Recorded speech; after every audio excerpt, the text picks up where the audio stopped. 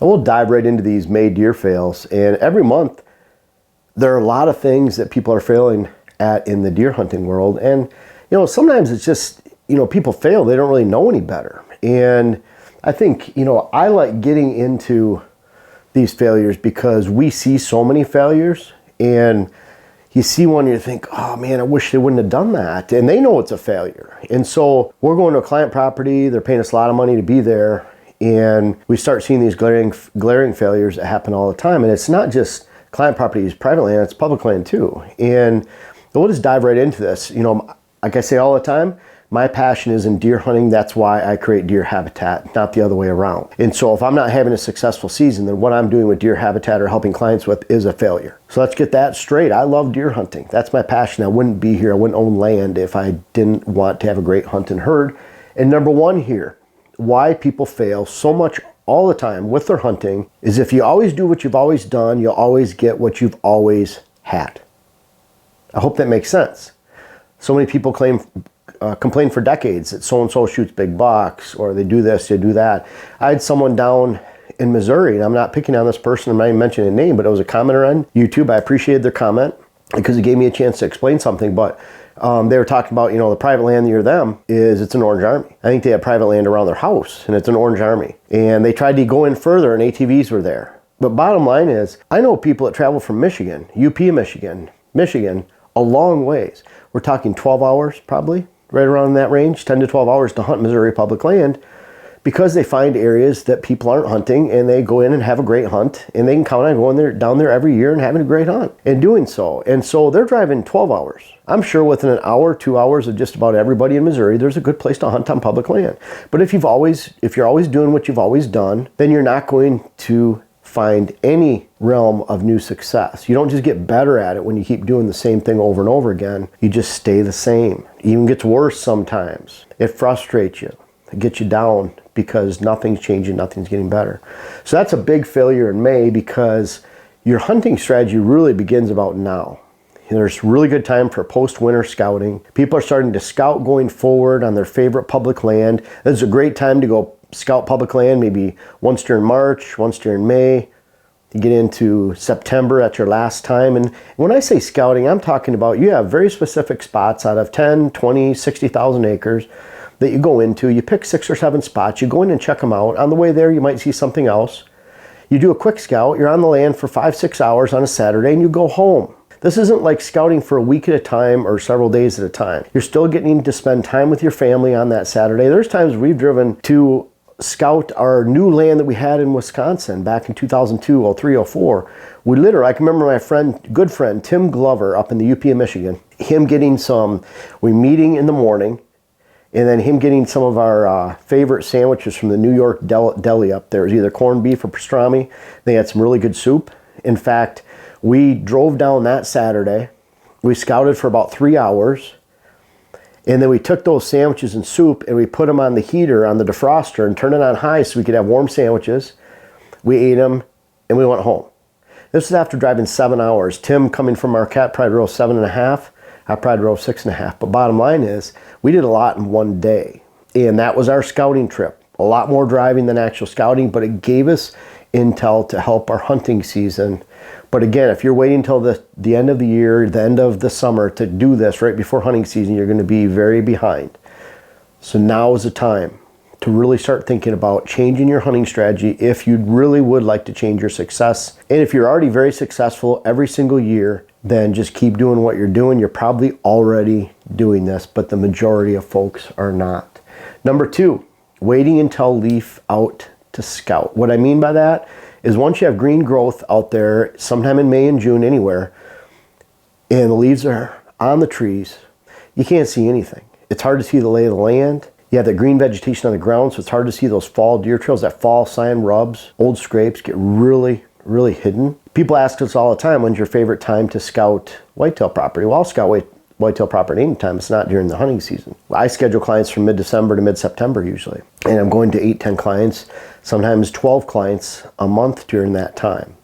And so my favorite time though is December, January, February, March, April, before the leaves come out. And that's basically what it is. If I could go in June, July, and there's no leaves on the trees, and we could see the lay of the land easier, it's a lot easier. What it means for us is just more time in the woods. You know, we have to look around every nook and cranny. We can't see it from 80 yards away and analyze it all in one sitting, which is actually a very effective way to look at it because you're not getting lost. You know, would see this area, you can see a big hollow all at once.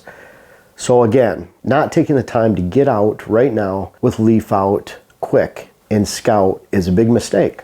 That's one way you can really tell and see the lay of the land. Look at your access routes, how you can get in and out without spooking deer. Making sure you're really looking for rubs. Dylan, what was your saying last week with rubs? Rubs don't lie. What that means is rubs, the majority of them, unless they're the little skinny broken whips of like willow along the field edge, early successional growth, sumac, then typically most of those rubs, especially those big scarring rubs, are made during the rut. The bulk of the rubbing activity takes place in and around the rut.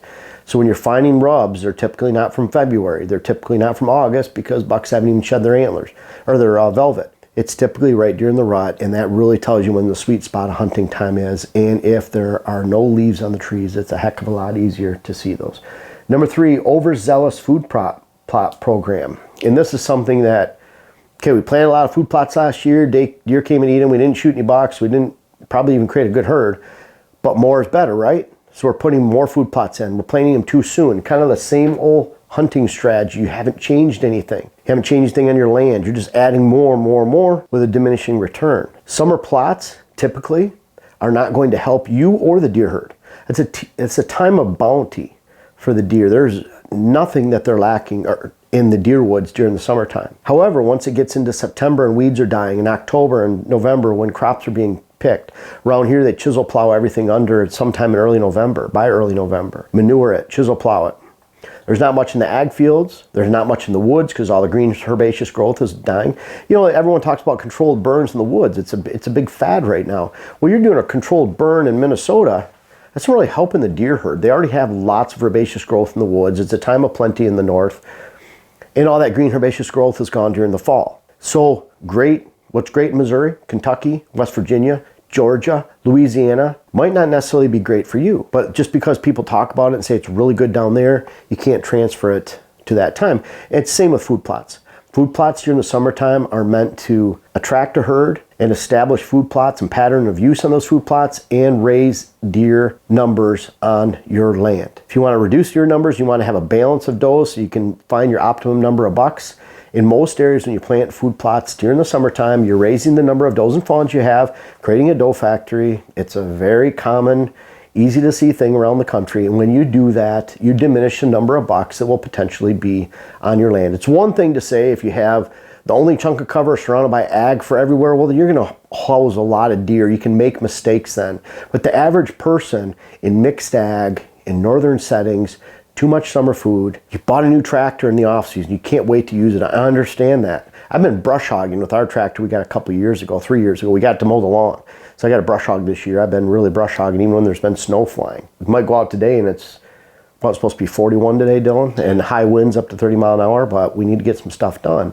Bottom line is there's things you can do with your tractor without having to plant food plots too early and being effective towards your overall plan. Really try to reshape things in your hunting strategy, change some things up so you find better success. And a lot of times having an overzealous summer food plot program will come back to bite you when it comes to actually building a quality herd and a quality hunt. We've seen it over and over again. Number 4, bad screening. I've seen people actually paid to plant screening along the road like hybrid poplar. Hybrid poplar is not a screen. Trunks. It's not a bush. We have willows out here. Hybrid willows or willow bushes. That's a little bit different. We have double layered, 2.5 feet apart, 5 foot spacing, staggered. So that'll create a good wall. There's lots of branches in there. But when you're planting some type of tree for screening, hybrid poplars for one of them, it's not going to create, I think you've all probably driven down the highway and seen a row of hybrid poplars in someone's backyard against a highway. They were probably told, yeah, this will create a great screen quickly. It creates great tree growth quickly, but not a very good screen. They're good wildlife habitat trees, not necessarily a good screen. Also be realistic with your screening. If you have poor soil, if you have a long stretch, planting miscanthus grass, it might take 7-8 years to establish. And not planting it in enough 4 to 5 rows and 18, 12-inch spacing, you're not going to have a great screen, even though it's a great product, and you're going to spend a lot of money to do it. Something like switchgrass that's thicker and lower will be better for you. Conifer can be great. They're a lot cheaper than miscanthus grass. At the same time, they're a little bit more than switchgrass. They take a little bit more time to plant, but long-term they can be great.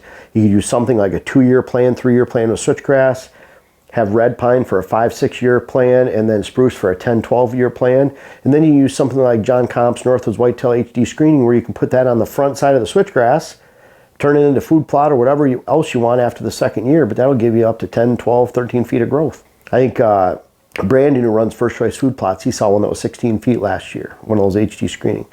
I'm not saying that's the best, or you can expect that, but at the same time, very effective screening. So really know what you want with that screening, what it's going to accomplish, what you're planting, if that's a great thing. Really do your research on that, because there's a lot of people spending a lot of time and money planting screening this time of year.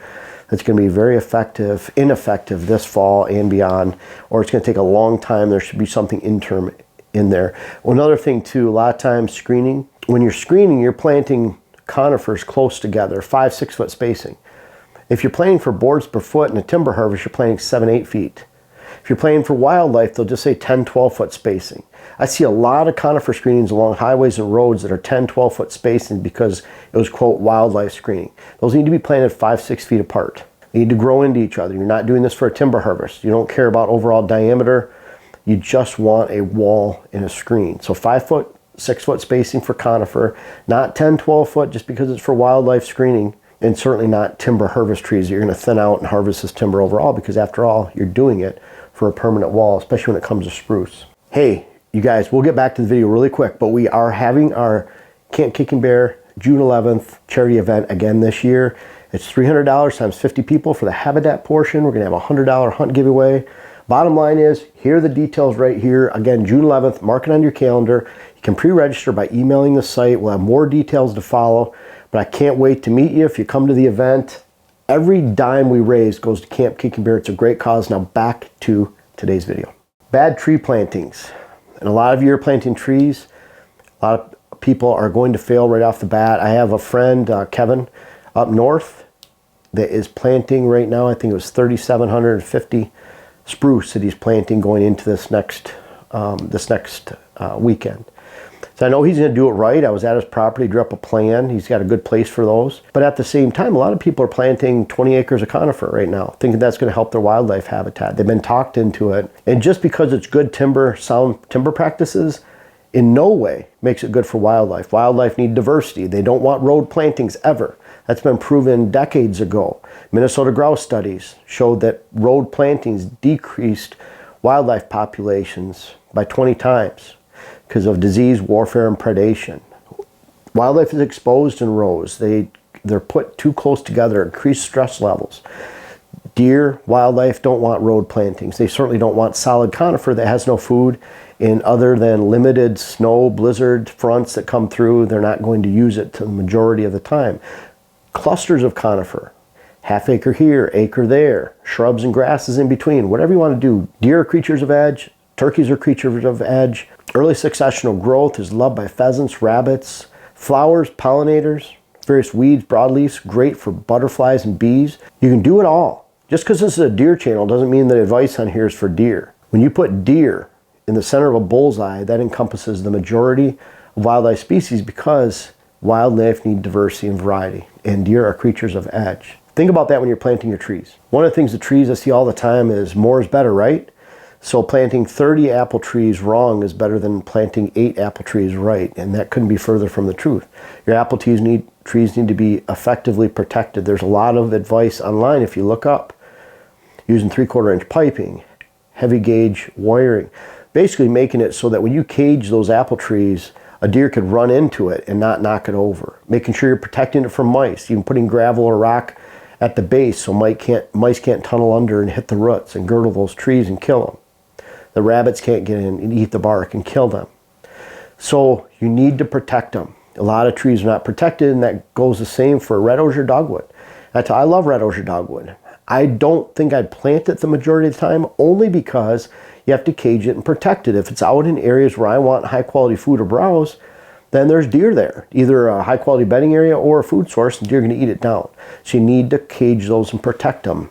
It doesn't matter if it's red oak or dogwood, white pines, great wildlife tree, but you have to protect them. So think about that. You're better off protecting few and doing it the right way than buying many and hoping some survive, because you might find that none survive when they're not protected. Hard mass. A lot of people are planting oaks along their food plots, thinking this will be this great food source in the future. Chestnut trees, where the nuts are available early, sometimes before the season even begins. Unless it's dropping nuts, mass crop all season long, it's not going to help your deer overall, especially on private land. So if you're planting trees, you're obviously on private land for the most part. And when you plant those trees, you want them to provide a long window. And what I love is you need to have browse, hardwood regeneration, early successional growth, so you have woody shrub tips, grasses, briars, weeds, various forbs and forages on your property. That gives deer that browse they crave during the day. You got that covered. An oak or a hard mass tree is a complement to that. You can go by on a property, you don't need oak, you don't need chestnut, you don't need any hard mass producing tree on your land to have a great hunt, a great herd, great habitat. Instead, you need that browse. So you can't have oaks without browse. You can have browse without oaks and still have a good property. So think about that. I'm a great believer of planting that diversity into your hardwood regeneration areas and your browse areas, but think of what it is. It's a complement, not the browse or the be-all for browse as some might make it out to be. Too much conifer. Again, when you're planting huge, large blocks of conifer, you're basically making a wasteland for the majority of the year, and it's more timber related. You really have to be careful when it comes to timber advice. You want balance and diversity on your land. This is a big tree planting time. People are spending a lot of money. Please don't plant in rows, no matter what kind of program tells you to do so, unless you purely only care about boards per foot. It doesn't matter if it's walnut trees, conifers, maple, whatever it is. You plant in rows, that's a really bad thing for wildlife in general. Please don't practice monoculture timber harvest, where you do the same thing across your entire parcel. That's a bad thing. You should have areas for mature timber, areas where it's cut harder for wildlife openings, and then in between select cut. Don't plant in rotational cuttings. You know, a professional way is you take 500 acres, you cut 10 acres every 5 years, and in 80 years you just loop around and do the same thing all over again. Well, then your browse is always changing. For that, your bedding areas are changing. Your browse is always changing. Your food sources, your bedding, everything in that movement is random then, because something's always new popping up and it's pushing the deer. You're not determining what's going on with deer. You're always playing catch up. And we want that same plan with the bedding is going to be here, the food's going to be in here, and then you complement that with successful actual wildlife cuttings. It doesn't mean you destroy your timber value. It means you have balance.